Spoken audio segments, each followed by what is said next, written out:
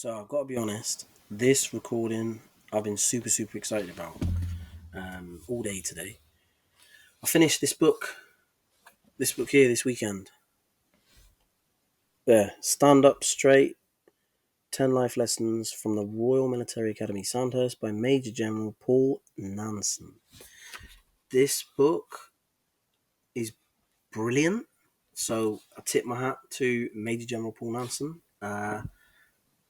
And I've highlighted some bits that I'd love to read and pick apart, and I'm going to get straight into it because brilliant book. So, first extract from the book. You can take pride and comfort in the fact that when presented with a choice between making a difference and doing nothing, you were prepared and felt empowered to stand up straight, step up to the plate, and do the right thing.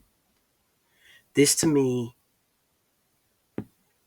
I couldn't agree with this more. And if you pick it apart and you look between the lines in this little extract, it basically says to me, as a leader, you follow your morals, and as it says, you stand up straight, step up to the plate, and do the right thing. That's the most important bit, I think, is having a moral compass and being strong enough to follow it through to the end, and never back down.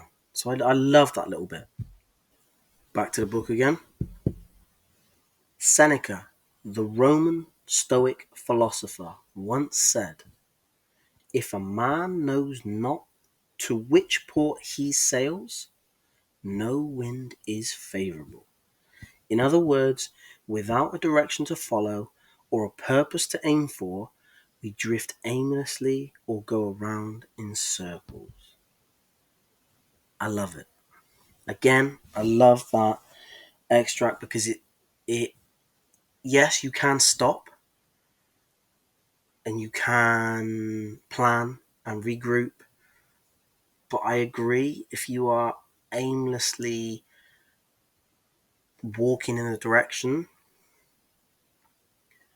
you sometimes can be going the complete opposite direction that you need to. This reminds me of something when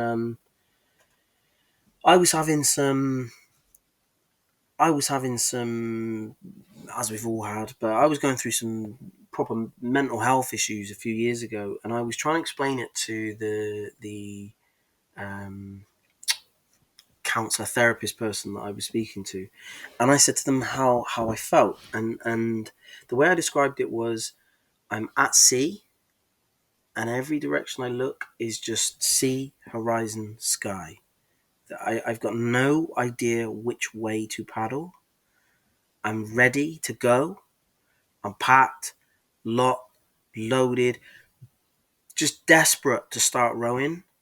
But I felt so lost, and I literally just needed someone to just tap me on the shoulder and say, "Go that way, go that way." And I would have been so relieved and happy to just say, "Oh, thank you," and just go. And I kind of feel that this fits with that a lot as well. Um, Sometimes it might be scary in a way to admit you're lost and admit that you maybe need some help. But I think it sometimes instead of, it's quite difficult to admit if you need the help. But I think if you just sit there and compose yourself, think about, reassess the task, and kind of just say to yourself, right, well, where am I supposed to be going? And I think once you have a direction, even before you start moving, just having that direction is so valuable. Kind of when they say a man without purpose is, and I can't remember the rest of the phrase, but having that purpose even before you start setting off is better than setting off 100 times better than just going and not knowing where you're going. I think that's where sometimes people can end up going insane. So yeah, I love that little extract. So to the book again. Field Marshal the Viscount Slim, who is remembered for his leadership and skill in restoring the morale of his soldiers when faced with a disastrous situation in Burma during the Second World War, believed that morale was a state of mind. For him, morale was the intangible force that could move a whole group of men to give their last ounce to achieve something without counting the cost to themselves. He knew that morale helped make people feel they were part of something greater. The philosopher Friedrich Nietzsche once said, "He who has a why to live can bear almost any how." What a quote. What a quote. That kind of links to the last little extract where it was, um, where I said about having a purpose and having that purpose before you start moving. Uh, this, again, he who has a why to live can bear almost anyhow. So having that purpose, having that why, you can bear almost any how.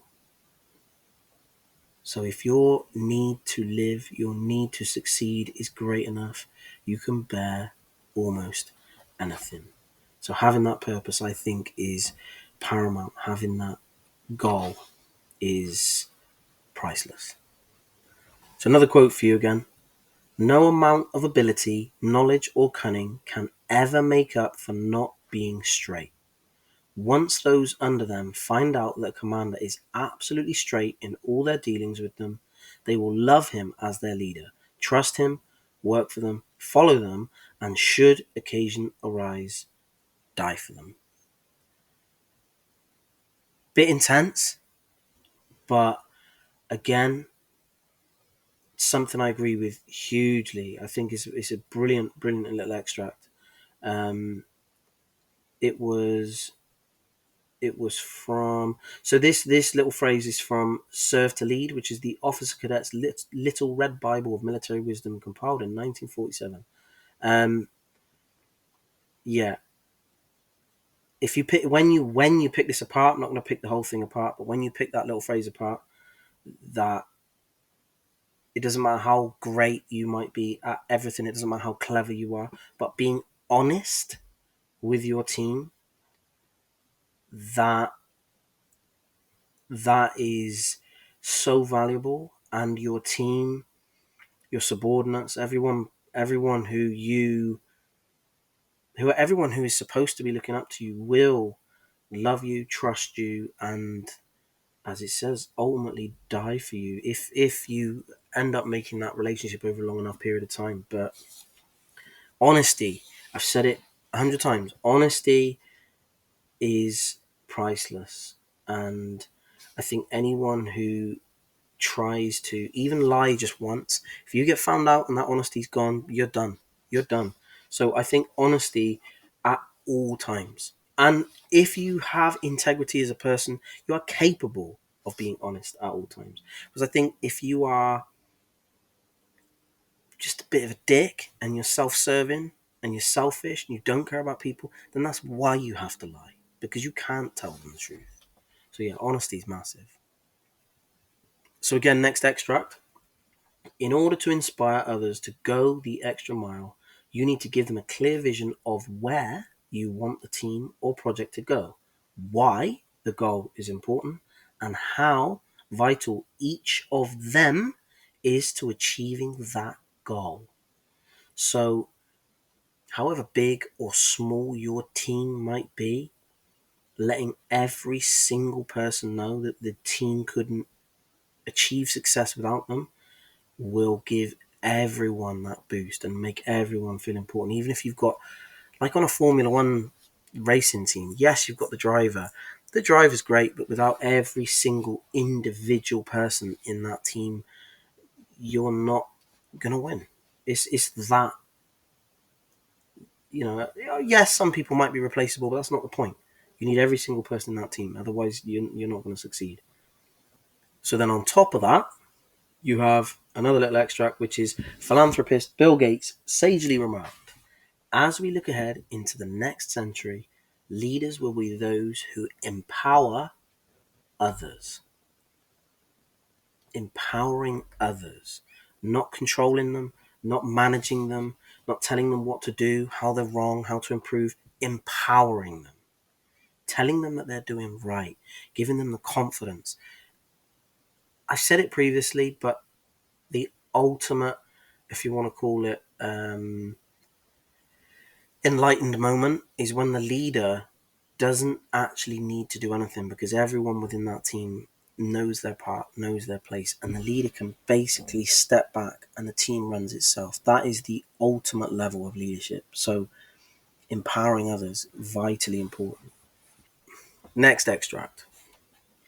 If you find yourself managing a team, try to create a culture where everyone feels confident enough to share their own ideas, especially when you don't have any of your own yet.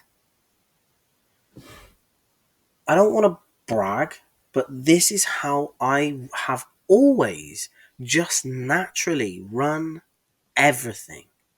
I have run everything. Every time I'm in a group, even if I've not been put in charge, the group can carry on doing what the group is doing until they get off of the path to success. So I might not know the answers, but I know when people are squabbling between themselves. I know when there's a bit of a power tussle, and that is the only time that I need to step in. I might be the least, let's not call it even intelligent. I might be the least technically uh, knowledgeable person in that room, but that doesn't mean that I can't see the dynamics of the team. And this is about, as it says, creating a culture where everyone feels confident enough to share their own ideas. So if you've got, again, say you step into a team environment and everyone's trying to battle out for power and you're all trying to succeed in a task, you let people fall into their roles. Now, soon as, if the team's working well, you don't need to say a word. You're like, yeah, carry on. As soon as that team, or someone within that team, say you start getting stuck, but someone's not saying a word, you need to, my opinion, that is the time where I will stop the group and just say, let's listen to what he said. He's not said a word yet, and he's been an engineer for 20 years. I might even ask him and just say, well, on the quiet, what's your experience? Have you got any ideas? And he might say, well, yeah, I've done this before. Okay.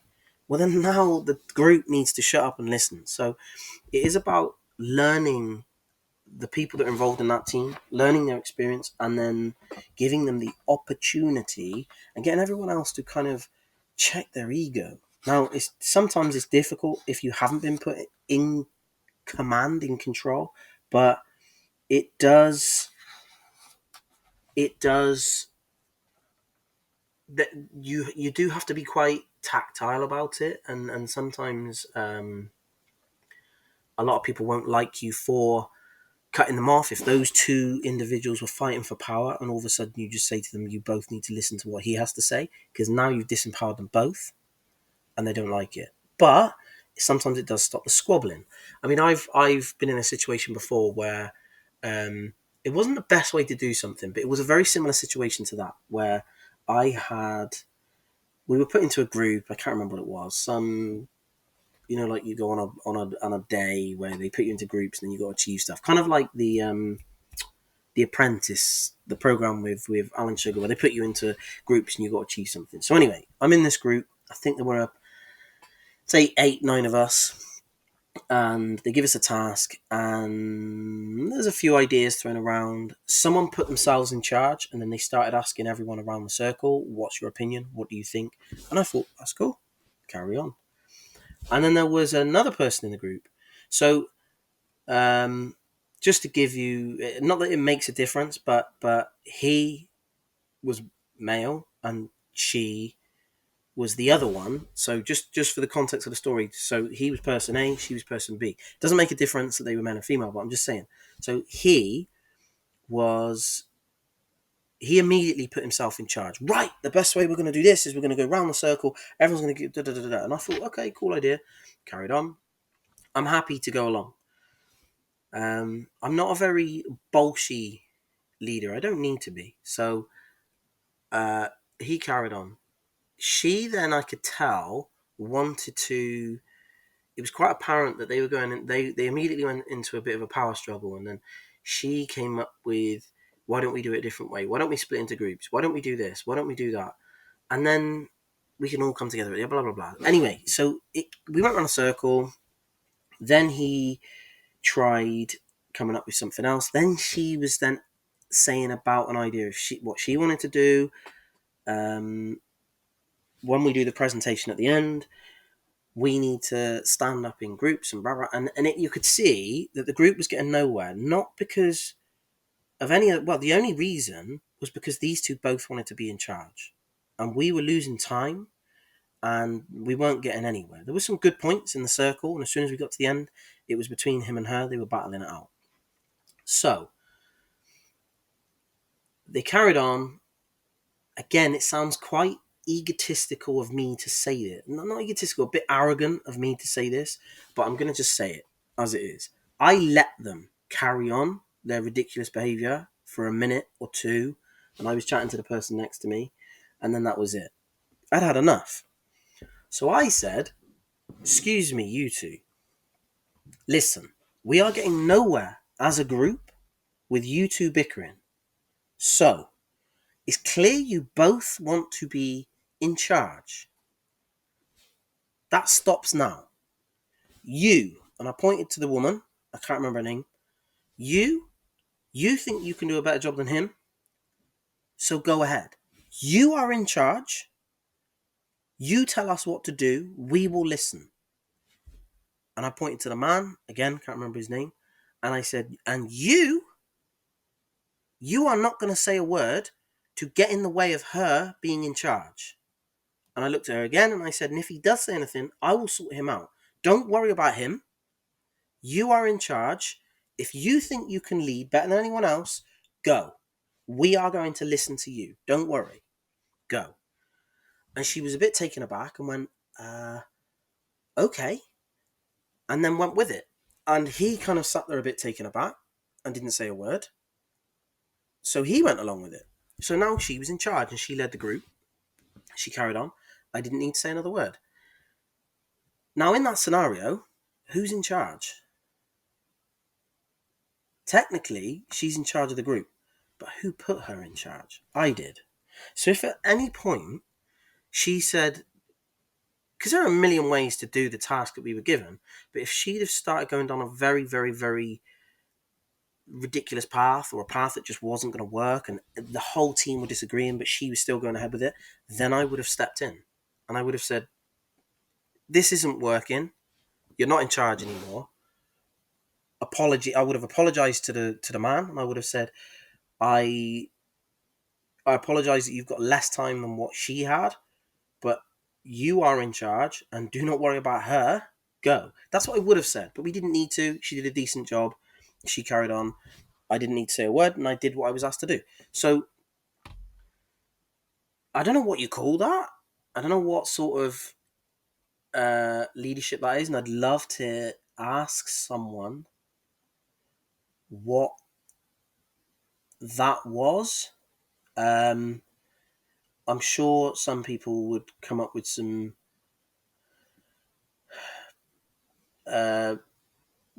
mental names, like, I don't know, psychopath, narcissist, whatever it might be. I don't know. For me, I cared about the group. I cared about the group succeeding. I didn't want us to be embarrassed when we got up at the end. I don't care about me going up at the end. They said to me, I was talking to someone else within my little unit that I'd been asked to do a little group. And then at the end, they were kind of joking, trying to wind me up. And they said, right, oh, by the way, you've got to do present, blah, blah, blah. And I was like, okay, cool. Give me the information, I'll do it. And they were a bit taken aback. And they were like, oh, we were only joking. We just wanted to wind you up. And I was like, oh, okay, well, I'm happy to do whatever. So, again, I don't know what you would call that. I don't know what type of leadership you would call that. But in that situation, I didn't need to take over. I was not the most experienced person in the room, technically. And they thought they could do a good job. So go ahead, do that. But what I will not stand for is the bickering and the power struggle. That's when I will step in. Apart from that, and I will also stop that bickering. I'll kick them both out if I have to. And again, who put me in charge? I did when you two started fucking about. So if they didn't fuck about, I wouldn't have put myself in charge. But I didn't put myself in charge. So again, I don't know what you call that. I don't know.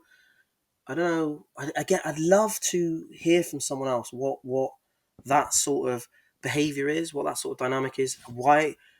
What gives me? What makes me think I can't? Gives me the right to do that? Why do I do that? I'd be interested to hear. But again, for me, it was about looking after everyone else within the group because I could tell everyone was getting a bit uncomfortable, and it was just uh, who's got the biggest dick between a man and a woman. So clearly that doesn't make sense. But you know what I mean. It was throwing their weight around between these two, power struggle, and it was ridiculous. So yeah, super interesting. And I'll definitely bring that up again in the future because I really want to ask someone who knows more about this than me and just hear what they've got to say about that little scenario. So yeah, that links to that, and I can't even remember what the extract was now, but um, another good extract, I'm sure. I can't remember what it was. So we go back again to the book. If you start to feel lost, try to think back to the last time you felt you knew where you were and who you were and examine it. What was good about it? Maybe you were exercising more or spending more or less time with friends and family. Were you busy with plans for the future? Did you feel you had a clearer sense of purpose? Which of the people around you helped you feel positive? These introspective questions can guide you back to find the time when you started to feel yourself losing your way. Wow. That is therapy 101 within a leadership book. I think that's brilliant. So, again, kudos to Major General Paul Nanson. I, not sarcastically, salute you because that's brilliant. That is brilliant because I know everyone at some time does feel lost. Obviously, not physically, but mentally, and not just lost. Maybe out of control. Maybe your emotions. You're not in control of your emotions, and being in control of your emotions is vitally important. Which is why I think meditation is vitally important. Being able to compose yourself in a moment, being able to center that energy, calm everything. You calm the storm. If you're in control of the storm, you're winning. So, um, if you start to feel lost, try to think back to the last time you felt you knew where you were and who you were. Well, where you were, great. Who you were? That's some deep shit. Who you were. That's some crazy deep shit. Because who you were is at that time. What was it about you deep down that made you tick? Why were you in a good place? Why did you feel confident? Why did you feel strong? And then it was picking apart, as it says, what was so good about it? Were you exercising more, spending more or less time with friends and family? Were you busy with plans for the future? Were you on holiday? What was it that made you feel that centered, calm feeling? Did you feel you had a clearer sense of purpose? That is vitally important, having that clearer sense of purpose. I think for someone who feels lost in this situation, and I felt very, very, very, very lost a lot of times mentally, it is tough. I genuinely believe having this sounds insane, but even just a tiny hobby, something ridiculous. I could give you a stupid example. Say you started a Sudoku book, that those puzzles, and you started the book, and then you got into the routine of doing one puzzle every evening. That tiny little thing is part of, I have to do that before I have a shower, do my teeth, before I go to the toilet, before I get in bed, all these different things. That thing is your Sudoku, and that purpose of, I know it sounds ridiculous, but that is your kind of thing now, to get to the end of that book and solve all those puzzles. And when you get the book, you can close the book. Kind of like, I suppose, reading a book. So when you're reading a book, it gives you this thing that you want to do. It gives you this.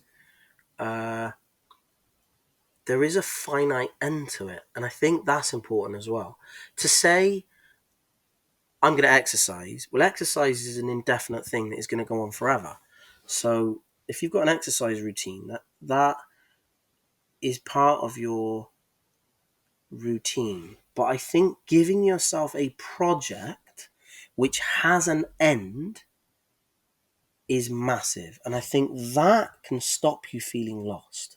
So not knowing where you're going and not knowing who you are and not being able to control your emotions, but you are going to bake a cake.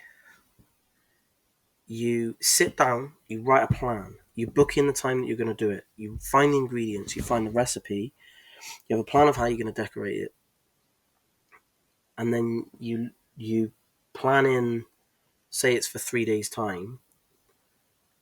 You get home, you prep, you get all your stuff out, all your ingredients, and then maybe you might not be decorating it until the day after. Whatever it might be, you've got, having that plan, for me, keeps me composed and gives me a level and stops me feeling lost.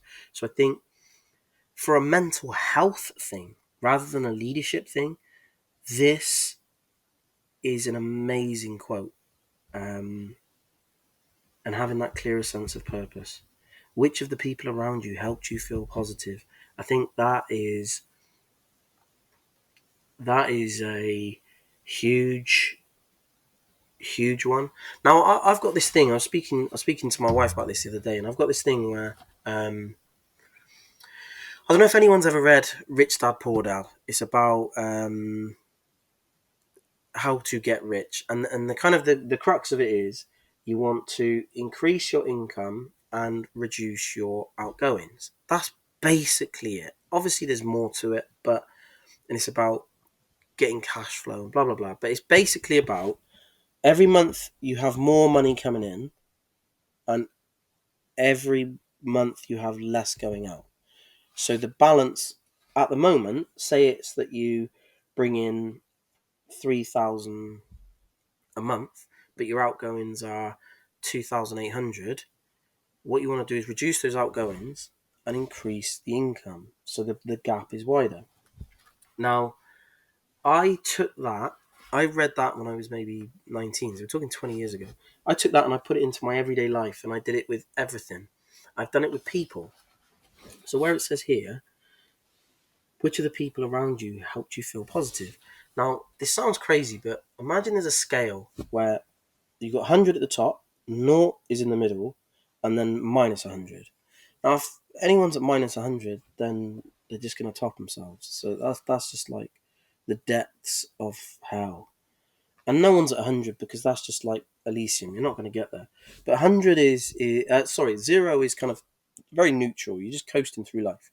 Now, every experience you have every day, I believe, will give you a plus or a minus. So say I go to the gym, that's a +2 for me. I feel good for it. If I eat a healthy meal, it's a +1. If I have an unhealthy meal, that's a -1. If I spend time with my children, that's a +4 or a +5. And everything is a plus and a minus. And I feel that, again, that's the same with people. So if I've got a friend who uh, is just depressing, and they're always moaning, and everything's a drag, yes, I should be there for them. But if that's all they do, and all they do is moan, then they, to me, are negative. So I can be friends with them, but I need more positives around me than negatives. So yes, you can take a couple of negatives and you can live with them. There are some negatives you can't do without. So Oh, I can't think what, but there are certain negatives within the day that you have to go through. Negative people sometimes within your family or within your friendship group, that they are just there. They come as part of the package and they are negative. But you need to counter that with more positives. So I think that's another thing that people, this is way off of leadership. This is more of like a mental health thing. It is about increasing the positives in your life. When I go to jiu-jitsu, ah, that, and I know it's such a hippie thing at the moment where either you're in it or you're out of it. But, and I know everyone says it, but it's so cleansing to the soul. It's so good for you mentally because you're not thinking about any other shit you've got in your life. You've got bills to pay. You've had an argument with someone at work. You go to jiu-jitsu, everything's fine. You leave jiu-jitsu and you're skipping. So that is a massive positive. And if I get injured, it's not the injury that makes me down. It might make me a bit down, but it's the fact that I'm not going to jiu-jitsu 3 days that week. So every day I go might be a +3. But if I'm not going, I'm now 9 down of what I would have been. So just not going can mean that I'm now negatively experience, like my day ends in a negative. So everything just slowly goes down, down, down, down, down till the end of the month, and then I'm really down because I'm now minus 150. Whereas when I'm going to jiu-jitsu and, for example, I'm spending time with someone at jiu-jitsu who I really like, that might be 3 for jiu-jitsu, 1 for that person. Um, Say if I'm not at jiu-jitsu, I've got to go and do something that I don't like. Again, that's another negative. I might be eating shit food for whatever reason. Just I'm down in the dumps about not going, and then that's another negative, and then this is the downward spiral. So monitoring those positives and negatives, I think, is super important. Bit of a tangent, but yeah, excellent quote, excellent quote. So kudos for that one. What a quote this is! If you take care of your team and stand up for them when it counts, your career will take care of itself. What a quote. I think so many people should be read that every single day when they start work, every day at school. If you take care of your team and stand up for them when it counts, your career will take care of itself. What a quote. Look after your team, stand up for them, and your career will take care of itself. It's brilliant. Brilliant quote. There's a nice little acronym here as well, which is leaders. And I'm going to read it to you. So L, lead by example. E, encourage thinking. A, apply reward and discipline. D, demand high performance. E, encourage confidence in the team. R, recognize individual strengths and weaknesses. S, strive for team goals. Do you know what I would say came to mind when I read that? It's essentially how I parent. Lead by example. If I behave a certain way, my children are going to copy me. Encourage thinking. Get them to ask questions. Get them to question everything. Get them to think for themselves. Ask them how to solve something. Even if I know the answer, how would you solve it? So encourage them to think for themselves. Apply reward and discipline. There are punishments if you don't do things, and there are rewards if you do. I had a conversation with my daughter today. If she helps out with chores around the house, she gets rewarded with money. If I have to do something that I'm basically tidying up after her, she will lose money. But if she tidies up after her little brother, she gains money. So it's all about having that reward for being disciplined. So, yeah, next one. Demand high performance.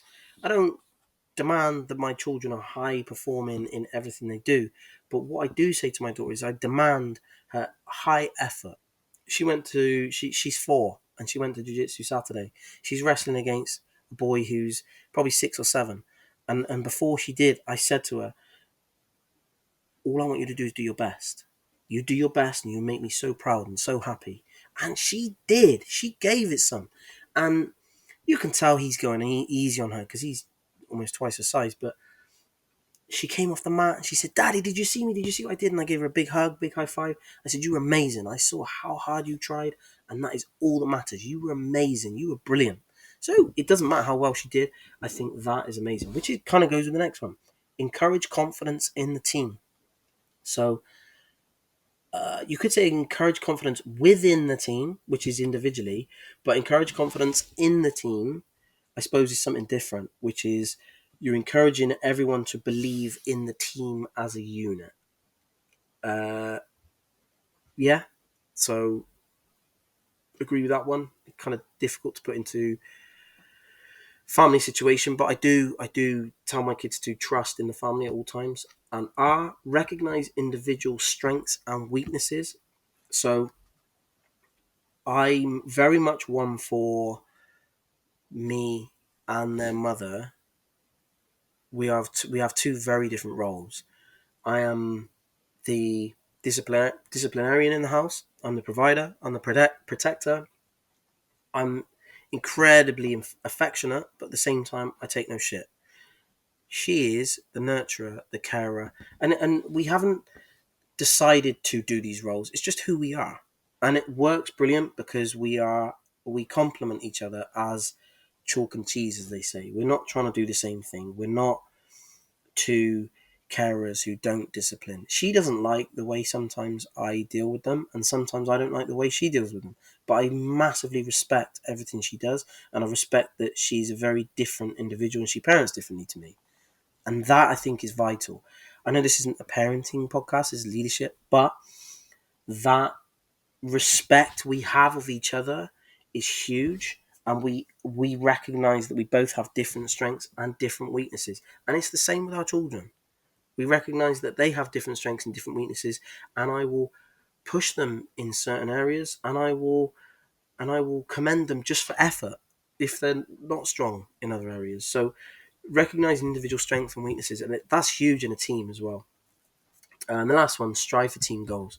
So strive for team goals as a unit. I reward my children as a team. Sometimes I punish them as a team if I ask them to do something together. So I don't like sibling competition outside of a designated game or competition. So if we're having a running race, and bear in mind my son is 1, so he's going to lose, I encourage my daughter to smash him, win. But when it's not competition time, I if they start bickering between them, I tell them both off. I don't care who's to blame. You two need to kind of get a grip. Obviously, he doesn't understand what I'm saying, but yeah. But I do believe in setting them team goals to be able to achieve together and giving them that sibling love and feeling of togetherness and being rewarded together. So yeah, I don't know why I went on a parent tangent, but I do believe for parenting that's amazing. That quote. Again, back to the book. Every day presents fresh challenges for us all. And if you struggle and get lost, try to retrace your steps to where you know you were last on track. If you go off the rails and lose your direction, there is always a way back. Try to find the real you and the values you stand for. In true Socratic fashion, examine your actions, know yourself, get to know what works for you, and conversely, your triggers and how to avoid them. If you lose your job, rather than rushing to get another one immediately, stop and check in with yourself. Where are you? When was the last time you felt fulfilled in your work? Retrace to a time you didn't feel lost and map that territory. So again, this one's about feeling lost and being able to find your way back. And I completely agree with this. I think this is stoicism at its greatest, and knowing you can always get back is I think priceless. Maybe not knowing your direction at the moment and not knowing how at the moment might be tough, but knowing that no matter what, you will get there and you won't give up, that's priceless. So, next extract. His ability to remain composed and calm as the fog of panic closed in around others allowed him to take a deep breath and force himself into what we at Sandhurst sometimes refer to as a condor moment, a composed place where he wasn't propelled by fight or flight, but instead could take a second to trust in his own judgment. What a brilliant little extract. And you know what this reminds me of? I know this is going to sound ridiculous, but there is a moment in, it's going to sound really ridiculous, but in Star Wars, I think it's the one with Rey and Finn, kind of the latest ones. And there is a moment in one of the trailers, and the first bit is the there's a fighter flying across the desert, and you see Rey stood there, and she closes her eyes. She takes a deep breath, and you can hear her breathing, and she's waiting for that ship to come and attack her. And every time I watch that, I get goosebumps, and I just think, that's where I want to be in that moment. That's how I want to feel. Just, I literally want to make everything just calm. Calm everything down and think, what is going on? What am I doing? Where are we? Let's get out of this situation.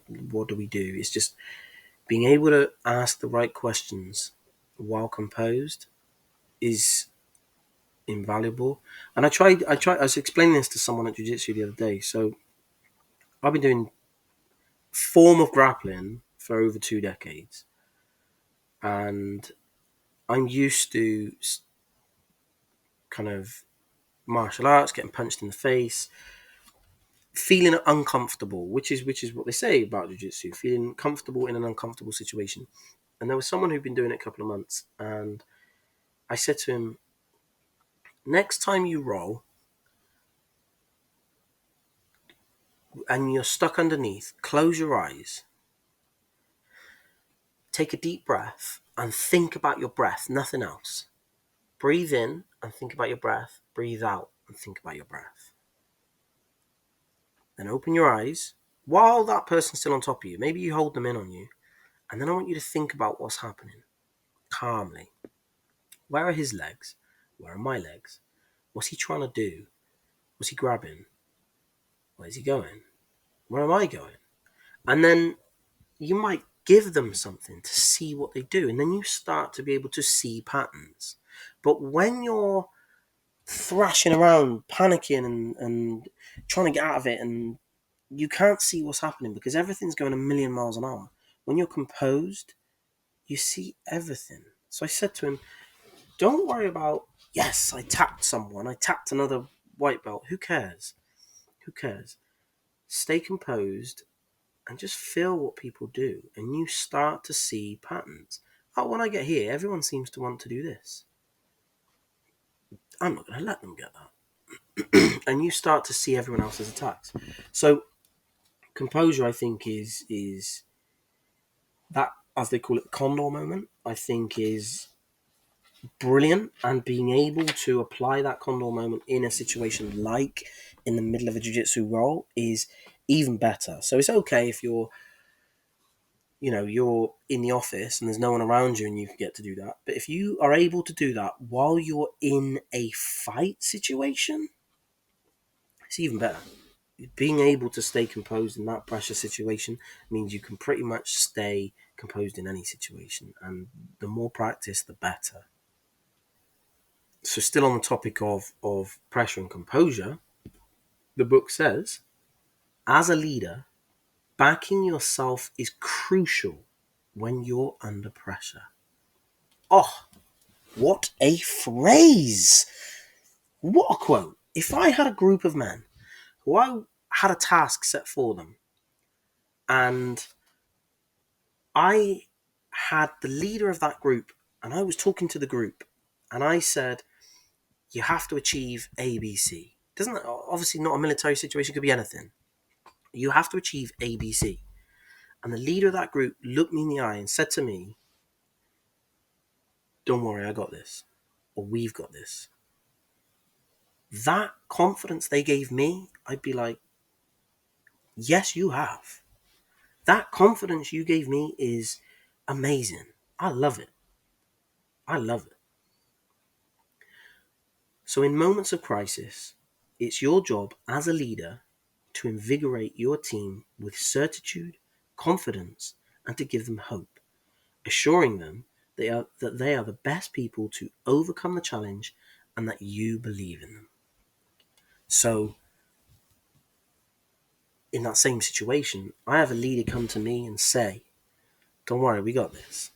But at the same time, if he then says to his group, or they see him say that, we've got this, and they see that he believes in them and he trusts them, then that is going to fill them with confidence.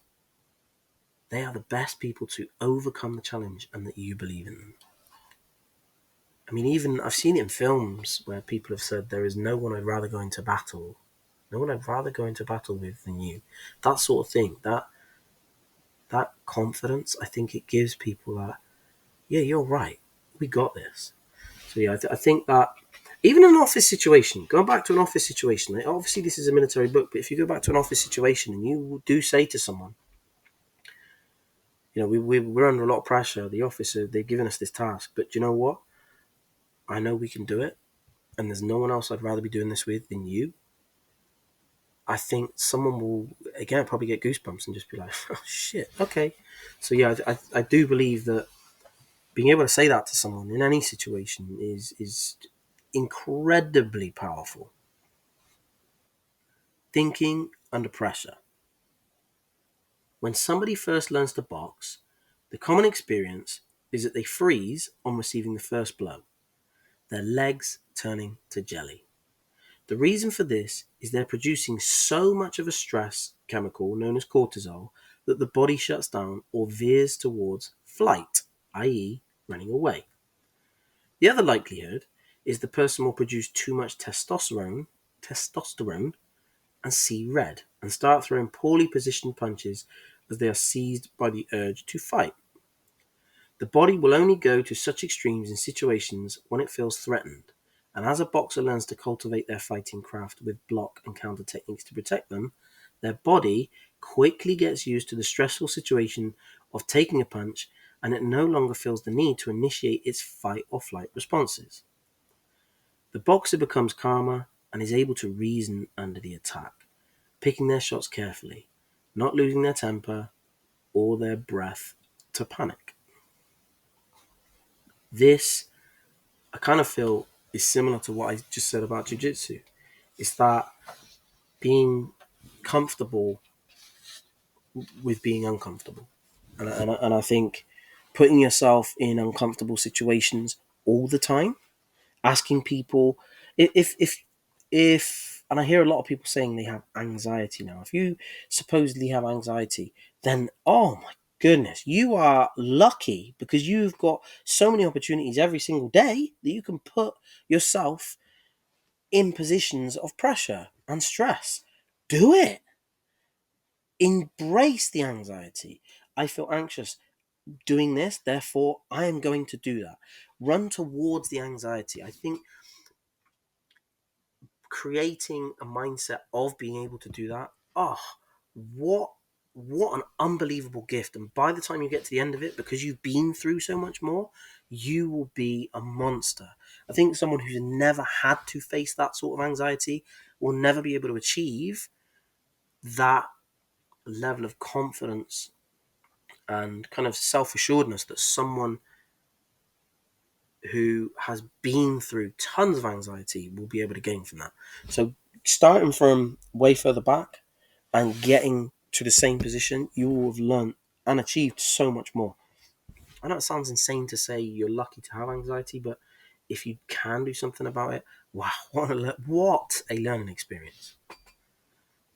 So getting back to the book, despite the initial confusion, all went relatively smoothly. This was something we practiced many times before. Everyone knew what to do, and everyone trusted one another to get on and do it. And so, while the rest of my team got on with the job at hand, I was able to take a knee, properly control the situation, and coordinate our efforts. By stepping back and listening, I gave myself space to think about the what next and avoid being stuck simply reacting to the right now. Remaining calm as a leader, especially when you find yourself in hot water, requires a lot of mental resilience. But when you stay calm, others will be calmed too. Likewise, a display of panic will be reflected back in the behavior of your team. So goes the saying, 10 soldiers wisely led will beat 100 without a head. What a quote! What an absolutely amazing quote. Which again goes back to composure. I have been shouting for years about composure being one of the most important, I believe, traits of a leader. And I know everyone always goes on about decisiveness, assertiveness, man management, all this sort of stuff. I think composure, if you've got all those things, you don't have composure, you're fucked. Whereas the other way around, I think if you have composure and you don't have all those other things can come. I think being able to stay calm is, in any situation, is pretty much priceless. I think is one of the greatest, most powerful traits a leader can have. So again, to the book. In business, it's common practice to get together to have a team discussion when things are bad and problems need addressing. But imagine if you were to meet more frequently when things were going well. How many people actually do that? I wonder. When I read that, I thought, do you know what? What an amazing point. And I know people, there are scheduled meetings to discuss things that have gone well. But I wonder how many businesses there are, what the ratio would be of businesses that call a crisis meeting when things are going badly. But I wonder how many call a meeting when something goes really well. They get everyone together, not just to say well done. Why did it go well? What did we do? Let's pick this apart. We want to bottle this and we want to reproduce it. I wonder, because to me, that is very, very, very good leadership. Because again, you're gonna empower people and say to them, "What did you do? What did you do to make that work so well?" And when they tell you, you're going to say, "That's brilliant. That's brilliant. Would you be able to reproduce that? Would you be able to put that into a program and we can teach other people?" And you're giving that person so much praise without just saying, "Well done. Here's an Amazon voucher," which is bullshit. So, yeah, I think that is incredibly powerful. Again, to the book. You might have a big presentation to make to your colleagues or a new client, a special event to plan, or an important job interview where you're keen to make a great impression. Take time to practice and run through scenarios because considering a what if is time well spent. I have, yes, considered things like this before, but I think the way it's worded here is so, so good because visualization is incredible, and I think practicing the what ifs and then you realize, oh, this actually might happen, or we didn't consider this, I think is a very, very, very strong tool. And I want to give you a little story of something that happened to me years ago. It was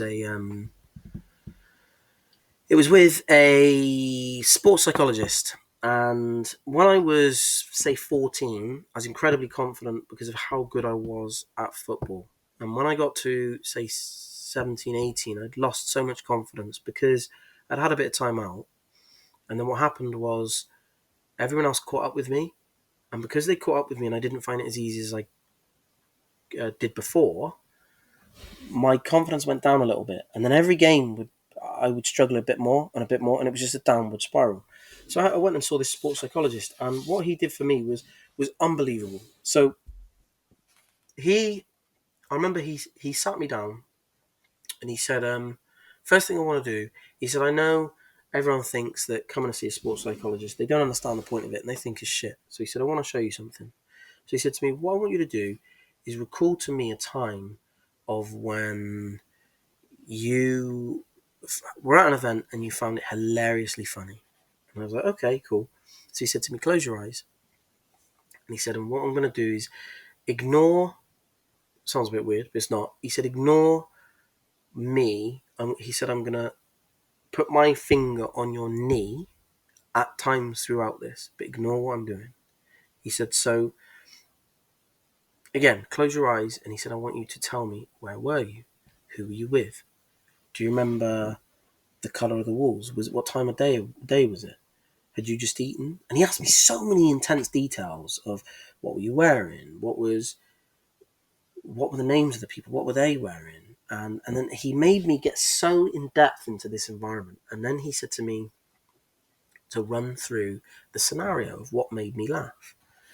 And obviously it was very, very funny to me at the time as I'm telling him the story, because I'm there and I'm telling him every single detail of what happened, and I'm laughing, and I kind of was a tiny bit aware that when I was laughing, he was putting his finger on my knee, and then when I finished, he'd taken his finger off my knee, and then he said, "Right, open your eyes." And I was like, "Okay, cool." And he said, "Right, tell me your 5 favorite flavor of crisps, or chips to Americans." And I was like, "Okay, cool."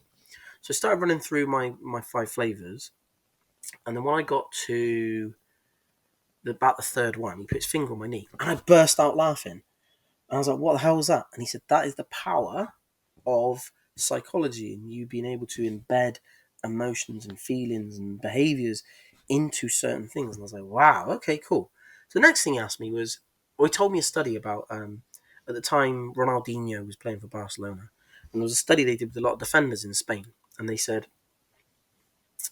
they got these defenders, and they said first thing they asked them was, I want you to tell me how you feel. You're in the changing room. The lineups have just been announced, and you're playing. Let's just say right back for the team, so the right-sided defender, and on the opposition team is Ronaldinho, the most skillful. Sorry, I messed that up. So no, the first scenario is you're playing a right-sided defender, and on the left side of their attacking force is an academy player. He's 18, he's making his debut, he's young, you've never heard of him. And they asked them, how did you play against this player? And they were saying that he doesn't get past me. He doesn't get near the ball. I'm stronger than him. I'm faster than him. And he doesn't achieve anything in that game, and they take him off at halftime. I dominate him. And they were like, wow, okay, cool. So I asked them the same question again. And they were like, you're in the changing room. You're playing against Barcelona.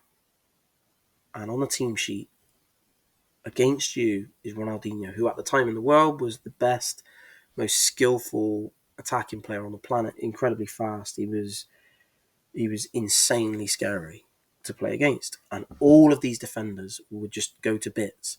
And they were saying, when they were being interviewed, I don't know what to do. Everything I do, he gets past me. He's too fast. His touch is insane. I can't get near the ball. He scores a goal. I just want to crawl into a hole. And bear in mind, none of this has happened, and this is just their vision of what's going to happen. And it's incredibly powerful that because they believed that was going to happen, it did happen. So anyway, going back to my situation with what he then did for me, because I did hear that and I thought, okay, that's interesting. So what he then did for me is he said to me, what I want you to do is, you get, again, close your eyes, and he said, I want you to tell me about a time when you were playing very badly. Tell me about what happened. And then he asked me lots of questions. It's super interesting. He said, are you seeing yourself through your eyes or from someone else's eyes? Where are you? And I said, in the situation that everything's going badly, it's through my eyes. How loud is it? What can you hear? It's incredibly loud. Everything's going super fast.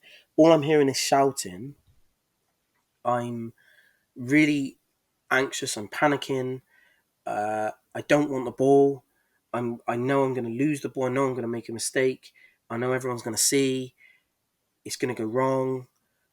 And that made me feel horrendous. Just imagine it. And I was just like, oh, horrible.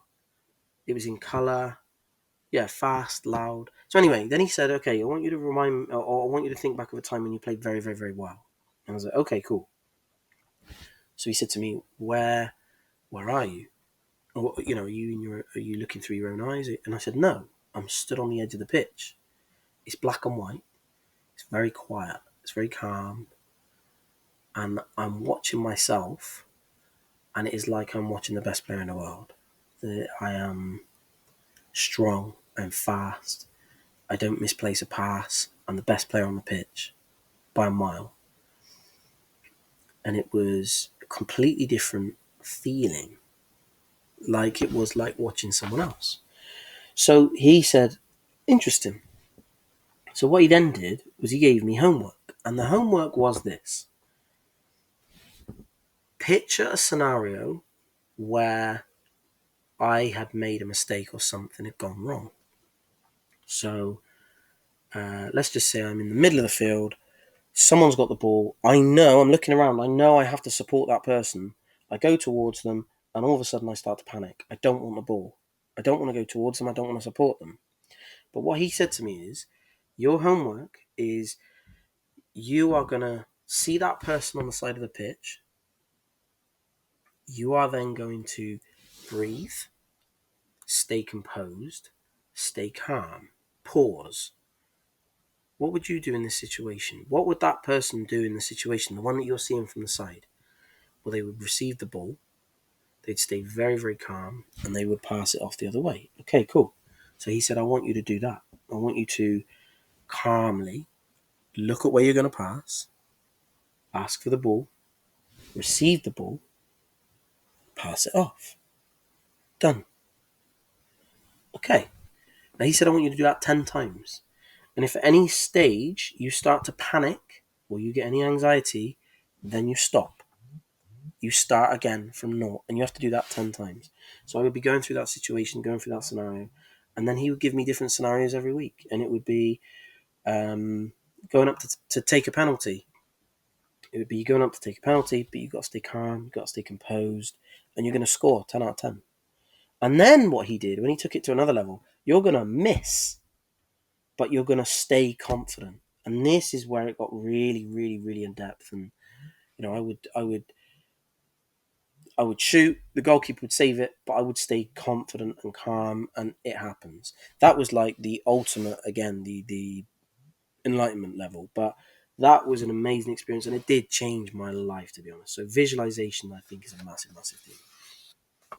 So next quote, I want to give a bit of a shout out to Vicky Wentworth, who within the book, different people wrote different bits of their experiences. But Vicky Wentworth, Chief Customer Officer at Wesleyan Assurance Society, and she's an ex-squadron commander. So I want to just read you a little extract of what she said. So another aspect that set me apart in my professional life when I first left the military was that I was sometimes accused of not caring about things that hadn't gone to plan. It seemed that because I wasn't stressed and shouting like some of my colleagues, I wasn't as connected. But of course, this wasn't the case. I just knew better how to deal with pressure. The negative behavior that comes out under pressure doesn't help anything. Neither your team nor your productivity, nor moving towards a solution. Santa has helped me keep a cool head and taught me to step out of the emotion and problem solve more effectively. Now, staying calm under pressure, I know to a lot of people, it stresses them out. I've been in a professional situation where I was very, very calm, and I knew everything. I was in control of everything, and everything that was out of my control, I'd done everything I could. But my boss was having an absolute meltdown because I wasn't stressed, not because of the situation. And then he got really annoyed with me, and he basically told me to fuck off. He said, "If you're not stressed, I don't want you around." He said, "Because you're clearly not doing enough." And I just thought, "You're an idiot." So to him, what he did like was the other person I was working with, who was running around panicking, just as if his ass was on fire, just oh my god, oh my god, oh my god, just running around. But what he liked was it looked like he was super, super busy, but he hadn't achieved anything that day, and I was on top of everything. That's why I was composed. There was nothing more I could do for the things that were out of my control. But I was I was in a state of calmness. He hated it, and the other manager hated it because he saw me as lazy. But I was just on top of everything, extremely proactive, extremely organized. So yes, sometimes it can actually get you in trouble if people don't understand. So I do completely understand Vicky Wentworth, and I think it's very, very, very important. So next extract is again from someone else who was asked to make a little contribution to the book, and it is Simon Dixon, consulting partner, Deloitte, I think, Deloitte, ex-major in the Queen's Royal Lancers. So he wrote, some of the characteristics that make a good officer are applicable for a good consultant too. Presence, flexibility, a sense of humour, initiative, the ability to listen, balancing the well-being of your team with your goal, humility, positive thinking, calmness, trustworthiness, reassurance, and bravery. What a list. I tip my hat to you, sir, because those, I'm not going to go through them all individually, but what a brilliant, brilliant, brilliant list. Presence, flexibility, sense of humor, powerful, powerful one. I think it can break the stress in situations, so I think that's a powerful one. Initiative, the ability to listen, that's a powerful one. The ability to check your ego and listen to your team and other people, I think that's a powerful, powerful one. Balancing the well-being of your team with your goal, again, very, very powerful. You can't ignore the goal, you can't ignore your team. Humility, positive thinking, calmness again, trustworthiness again, reassurance, and bravery. Bravery, I think that's another powerful one. But yeah, what a brilliant list. So next quote, again from someone who contributed to the book, was Nicola Wetherall, MBE, explorer, active major in the Royal Army Medical Corps. So she said, there's a time to show yourself as an individual and a time to serve your team. So when we were choosing the Ice Maidens, it was important to find people who wanted to go to the South Pole for the team and not themselves. I didn't want to get someone who was over competitive, but somebody who was honest and open. Up until the penultimate training exercises in Norway, I had presented myself as more of a leader than a human being. And one of the girls was wearying a bit, and so I skied over to her and said, I don't know about you, but I'm tired. And later she said to me, it was so nice to hear you say that, because then I realized it was okay to say I too was tired in front of you, and it didn't mean I was too weak to stay on the team. Disclosing a little humility and human weakness made other people feel better. I think Sandhurst was responsible for teaching me humility and the ability to be open.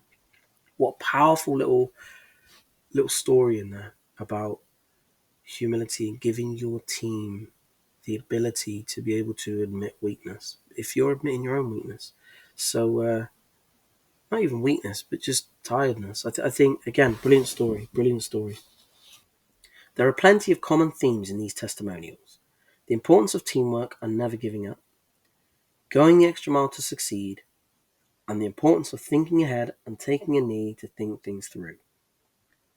Initiative and keeping a cool head are also present as the common traits of inspiring others and being positive and compassionate. So that kind of sums up what he has been saying throughout the whole book. And I'm glad to say things I've been saying for a long time. So planning ahead, taking a knee, staying composed, keeping a cool head, and inspiring others, being positive and compassionate. So caring about others, that protective instinct, and being able to stay composed. And those are my two. I've said them forever. Composure and protective instinct. So next one.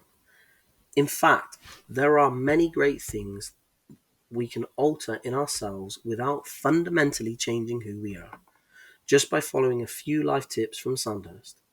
Goal setting, planning, and taking pride in small details, punctuality, backing yourself, traveling light emotionally and physically, working as a team and practicing self-awareness and resilience, taking time out under pressure for a condor moment, and training hard in order to be fight fit. These, I think, just like the last list of traits, if you want to call them that, I think they're incredibly, incredibly good. And I think they could be put into a list for any leader in any situation, in a business situation, in a sporting situation. I mean, planning, goal setting, taking pride in small details. That's a huge one. Taking pride in small details. Traveling light emotionally and physically. Working as a team and practicing self-awareness and resilience. Taking time out under pressure for a condor moment and training hard in order to be fight fit. So that's a physical one, but I do think being physically fit is great no matter what you do. I think it helps you with confidence, and it helps people look to you and they think if you are dedicated enough to be fit, then you are a dedicated person in general. So people do look up to someone who is fit kind of organically. So to the book again, if I had to choose a single principle that I consider central to being a good leader, I would say it is integrity, the ability to be honest with your people. Integrity fosters trust, the bedrock of every good team. The best way to earn this trust is by being true to yourself, to your personal values, as well as to those that you and your team all live by. You might call it authentic leadership. It's about turning your personality and character into something people can believe in and trust. Integrity, trust, and confidence are all intrinsically linked. If you have integrity, you will be trusted, which in turn breeds confidence in your team. I think that segment alone, basically, I'm converted into pretty much having a third word on my list of what I think are the vital ingredients for a leader: composure, protective instinct, integrity. I think integrity is if I take anything from this book, it probably will be that one section: integrity, and how important that is for creating that trusting environment where people will then, as it said right at the beginning, be willing to die for you.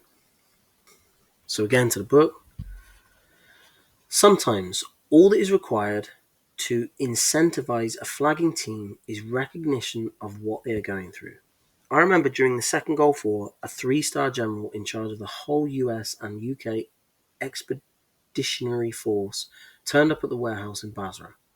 We gathered around him and he acknowledged the difficult position we were in and reminded us why we were there. He was also prepared to show a little vulnerability and told us that he was missing his family, just like the rest of us. Admissions like this make a leader more human and easier to relate to.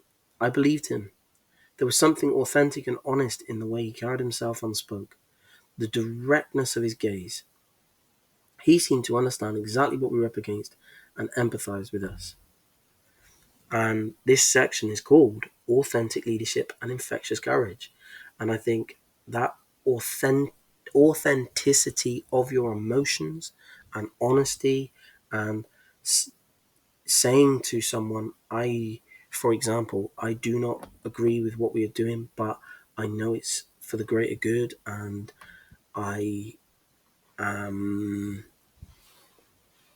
I believe in the greater good in the long term, and telling everyone how you truly, truly, truly feel, but why you are going ahead with it, and why you believe it is the thing to do. I think that can make the team, whoever they are, just kind of say, "Wow, okay, that honesty I respect," and that respect grows and grows and grows, and that's when you start to get that trust from everyone within your team. Next extract. To borrow a phrase from Field Marshal the Viscount Slim, it is not that the British soldier is braver than other soldiers. They are not, but they are brave for a bit longer, and it's that bit that counts. Courage is the ability to act on your beliefs despite the danger or disapproval it might elicit. Courage has many forms: moral, physical, emotional, intellectual. Arguably, moral courage is the most important, as it guides us through what is wrong and what is right. Moral courage is often about feeling fear but having the willpower to push on despite this, trusting in yourself and in your abilities as well as the other people in your team. Courage lives in all of us. However, some are able to access it more easily than others. And I believe that can come through practice. So I think, as I said, if you're someone who's very anxious and you put yourself in that position of all the time, an occasion of where you feel very uncomfortable, I think you do become more courageous, putting yourself in positions where you. And going back to, I tell you, I've heard this thing before where people have said someone got an award for bravery. Bravery is doing something that you're scared of. So if you're not scared in a situation, then it shouldn't be classed as brave. So courage lives in all of us. So courage is doing something that you don't want to do, but doing it anyway. So courage is you are afraid, but you do it anyway.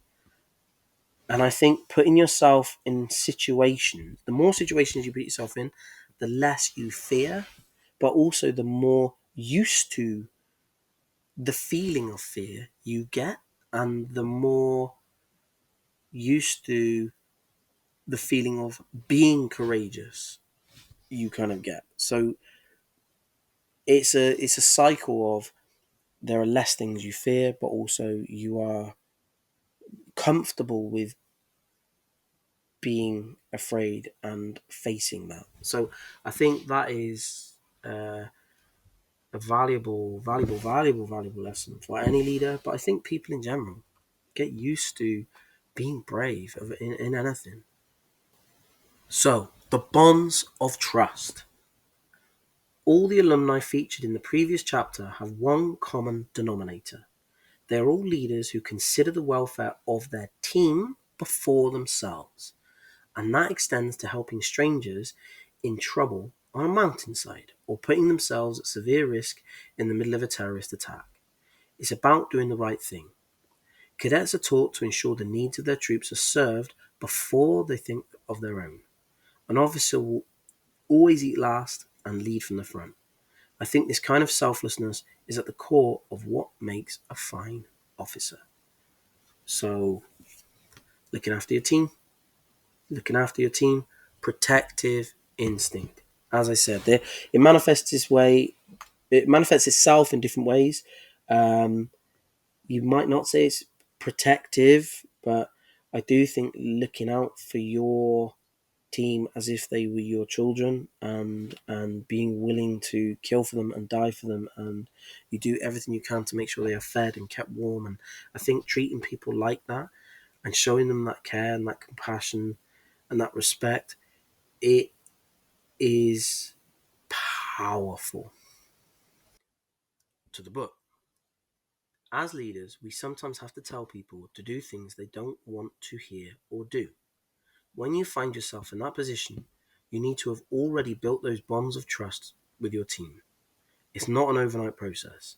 It takes time and investment, demonstrating you genuinely care for them and that you will ensure that you are looked after. Only then will they stand and follow you. So, to repeat, I believe that being honest with people and giving them a huge amount of respect and not treating them like idiots, I think will, as it says, over time, you will end up with an incredible bond and trust, and they will pretty much do anything for you. So, honesty, integrity, all of it, all of it. And that protective instinct, you tell them when you are being protective, but you also tell them that you have to look out for the greater good of the team, not just individuals. So, yeah, I'm worrying about people. So in this example, say I was in the military and I had a group of people. I tell them that I'm not just protecting them. I'm trying to protect their wives and their children. I'm worrying about the welfare of so and so person's wife and children because I want him to go back. I will personally tell them and be there for them and face them if anything like that individual's family, and I will take that on myself because I feel that's my responsibility, and I don't want to do that. So I tell them that it is my job to worry about not just them and not just the team, but everyone who is indirectly affected by what can happen on our team. So I think that people respect, and again, people will follow you for that. So, as General Dwight Eisenhower once said, you must know every single one of your team. It is not enough that you are the best soldier in that unit, that you are the strongest, the toughest, the most durable, and the best equipped technically. You must be their leader, their parent, their mentor, even if you are half their age. Now that jumped out to me, that extract, because again, I think people can meet someone half their age and immediately give them a slight disrespect and not kind of you haven't got the life experience they have, so they might immediately not give you the respect that they would give someone who is twice their age. But I think if you are their leader and you do show all those things that we've said and the care for the individuals and their families and you're honest with them and they know that you only care about them, obviously the goal, but you have their best interests, you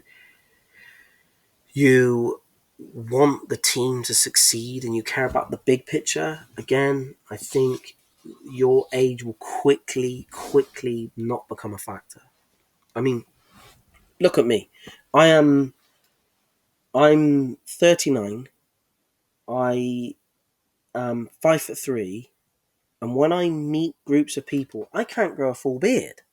I meet people and they think I'm in my 20s, and I immediately get, because I'm 5'3" as well. If I'm stood next to, I've been in a situation where I've had someone stood next to me and he's 6'6". He's got a big beard, covered in tattoos, huge, big deep voice, and everyone kind of assumes he's the leader. And I've had it in situations before where people have just, they don't even look at me. They go to him and they ask him a question, and then he'll just sheepishly kind of like look and say, "You need to ask him.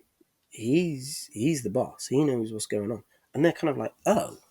So I do. That's one of the things I have to constantly overcome is people assuming that I am there with my dad on work experience. I'm looking a little bit older now, but um, yeah, that immediate thing is something that you have to overcome. And I think as soon as people can see what how much you care and the honesty, I do think that all of that is forgotten in no time at all.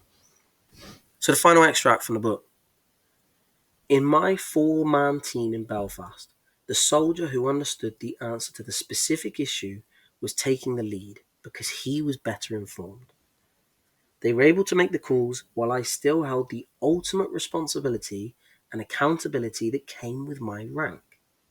Although I didn't realize it at the time, this is the essence of empowerment.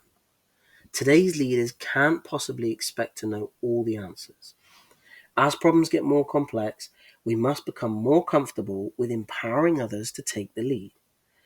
The concept of a leader and their followers is therefore outdated. If we are to truly unlock the potential of our people and remember the younger generations are better connected than any that has come before, then we, as leaders, need to be comfortable with letting them lead. I think that is an amazing last extract that I'm going to be giving you. Kind of ties in with the situation I said earlier about being at that table with the two that were bickering over who was going to be in charge, and I just basically took over and gave her the power. And I think giving giving a unit of, I say a unit, if you have a team of people and you know that it's not a life or death situation, you know that it's okay to fail in this situation, you know you can take your time. I think sometimes it is good letting the least experienced person be in charge, letting the team plan. I tell them what I want, but it's up to them to plan how we're going to do it. And I think giving them that control and that respect and letting them decide how we're going to do it, I think people they respond very well to that, because you're treating them like adults and you're giving them, you can take that away. You can take that respect away if they start messing around, but because they've had a taste of it, they always want it back again. So I think giving people that opportunity to gain some confidence and understand that they know more than sometimes they think they do is a powerful thing. I remember I was at a company and they asked about how we think people could be better trained, and I came up with this idea on the spot. And someone said to me there was a name for it already, but my idea was, so say there's like 8 different roles within this business. What I said to them, I had a long think about it, and I said, do you know what? I think if you've got a trainee of a certain position who's been doing it a year, you could have them as part of their learning process be a mentor, not mentor as such, but they have to have very high ranking, not very, but a high ranking person from another department has to shadow that trainee in the trainees department for a day or two, maybe a couple of weeks apart or something. And then they have to explain to that high ranking person what they're doing, how it works, why they're doing it. And I think having that generally younger person who might not have much confidence and they don't think they know anything, because you think, say they started at the business and they knew naught out of whatever, and the person above them knew 10, and the person above them knew 20, and the person above them knew 30, and it kept going on and on and on and on and on. And then the ones at the top know a huge amount. That person at the bottom, when they go up to 5, the person above them probably goes to 15, and the person above them goes to 25, and the person above them goes to... So they always feel like they're behind everyone else, because they are, until the next trainee comes in, and then they're at 10, and the new trainee's at 0, and they kind of go, wow, I know something. But when you know 5, but the high-ranking person in the other department knows 1 or 0, because they know very little about your thing, it gives them a huge amount of confidence that, wow, I know more than I thought I did. And It was called, what they said to me it was called was reciprocal learning. So again, I don't know if that's exactly what it is, but that was my idea, was to give these younger, newer people the opportunity to train someone who was higher up in another department. Now that never happened. It never came to anything. But that was my idea, and yeah, they didn't like it. But I just think giving those people that opportunity to realize that they know a lot more than they think they do, and to be able to teach someone. I think giving someone the opportunity to teach someone makes you realize how much you actually do know. So having the situation of, even in jiu-jitsu, they might not know all of the answers, but having someone who's new teach someone who's even newer, it makes them think about it more, and then they learn things that they didn't know because they're looking at it from a different point of view. Teaching, you learn a hell of a lot from teaching. So I think giving people the opportunity to teach others and be in control and be in command, they realize, wow, okay, I didn't know I knew that. And also the ability to ask. So say you put that person in charge of a group of people that know a lot more than that person, but you tell all of them, you take this seriously and you respect them, because everyone is going to go through this. And that person who's in charge, who's the newbie, needs to learn to ask and take advice. And then they are going to learn to be able to trust and listen for when they are leaders long time in the future. So, yeah, what an amazing book. I took a hell of a lot from it. I've in this room. I've got books coming out my ears on so many different things, and a lot on leadership. But this one in particular, I thought was absolutely brilliant. So, like I said, tip my hat to Major General Paul Nanson. Um, I might put him on my list of people to maybe try and interview one day. But yeah, incredible book. So I've read all the bits out of it that I think were important. I mean, I've been nearly an hour and a half just on this book. So um, yeah, if you read it, there are some amazing bits in there. So definitely take a look if you want to know anything about leadership. And like I said, this is from a military point of view, and I'm trying to look at leadership from all the different types of kind of like category within leadership. So military, business, sport, anything. Religion's got a certain type of leadership. So yeah, I'm trying to look at everything, and yeah, this book was brilliant. So thank you again, Major General Paul Nanson. Brilliant book, and couldn't recommend it enough. So amazing book. Yeah, I that's enough for today. I've talked loads. I was super excited to share my experience with this book, and yeah, I will probably definitely look at some more military books, and let you know how they are as well. But yeah, thank you for your time. It's been long little chat today, and I hope you got as much from it as I got from it. So because I thought it was brilliant. So yeah, thank you, and I will see you again soon. Thank you.